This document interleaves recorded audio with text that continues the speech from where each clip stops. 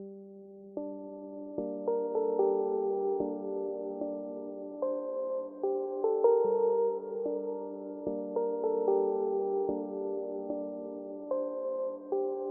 when I say destitute, I don't mean like, people say they're broke, but they get their nails done and they smoke cigarettes and they live in a beautiful house and they're broke.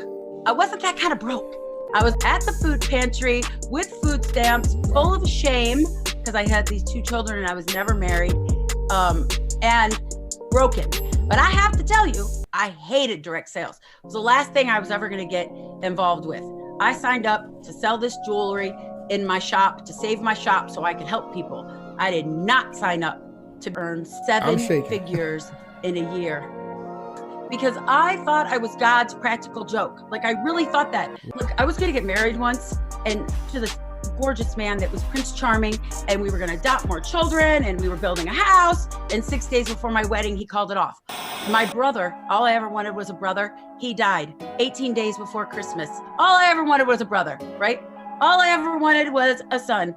And then that is a disaster. Like nothing has ever worked out for me. Ever, nothing. Like it'll be going okay for a few minutes and then it's a complete and total train wreck. And I did not want to do this.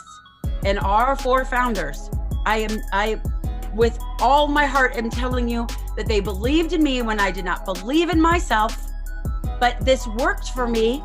And about 6 months into it, I realized this is what it was when people say it's God's plan. Like I'd heard that all the time. It's God's plan. I went to church in Kansas City, Missouri, one of my top leaders now, her father's church. And he said, he's on the pulpit, God's blessings are going to blow you away. And I am in the crowd thinking, I don't know who he's talking to in this room, but I don't get blessed. My life is a disaster. Nothing good happens for me. Like people, our one founder, Shani, she would say, you deserve this. And I would just be hysterically crying. I had no network. I had no support. Nobody would have a party for me. Like not only was I destitute, but I had no friends.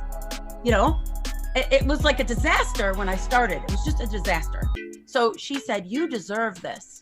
Are you ready for this? In my entire life, no one had ever told me I deserved anything. I was told by my cousin that I was embarrassing when my wedding got called off. I'd been told in show business my whole life that I was overweight and I could never do this and do that. I've been told that, how awful I was, by everybody. I've never, ever, ever been told that I deserved something, ever. It didn't matter how successful I was. I got every award. Oh, this necklace is named after me. I had a necklace named after me. Wow. You name it, I'd achieved it. But that wasn't like what I needed. What I needed was a home. What I needed was to be a part of God's plan. What I needed was to be around really positive, wonderful people that supported me for who I was and showed me hope, right? They were like a guiding light. I call them angels. It's saying, you can do this. You deserve this.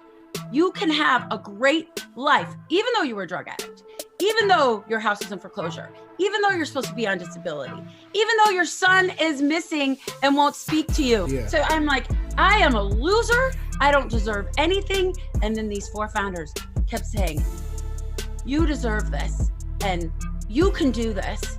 And you love jewelry. And they would say, we love you. I am just a bombshell who didn't give up. And honestly, like they wouldn't let me give up. So don't let pain stop you. There is hope for everyone, whether or not you believe it right now. I am proof.